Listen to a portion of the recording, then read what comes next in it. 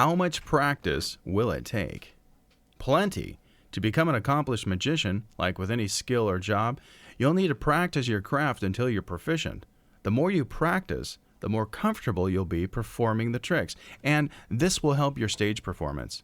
You want to make your tricks look simple and easy to perform, and this can only be accomplished with plenty of preparation.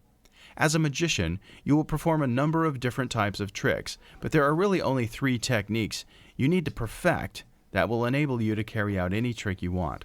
All of these must be practiced to convince your audience that the magic has occurred.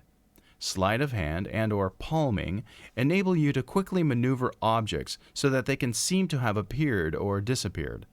The techniques to perfect sleight of hand are probably the ones you need to practice the most. You should aim to improve finger and hand dexterity, and this will be tiring at first. When learning a new skill in this area, give yourself only 10 to 15 minutes a day to improve on the skill. More than this, and your hands will become fatigued.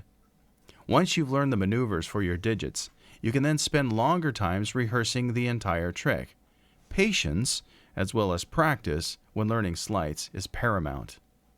Misdirection is the next technique you'll need to master. Misdirection involves getting the audience to look away while you are doing something outside their vision. You may use visual or audible props to achieve this, such as a loud bang or another object. Some magicians use an assistant. Assistants look like they're there to help with the magic trick, but in essence, they are a misdirection technique. They entice the audience to watch them rather than the magician. As with sleight of hand, misdirection must be practiced. It must also be well planned.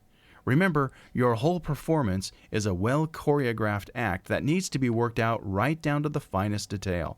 And that brings us to the final technique a magician needs to perfect: patter. Patter is your stage talk. Remember, you're playing a role. Your lines will be as well rehearsed as your actions. Are you going to be a funny or serious magician? Are you telling a story throughout each trick?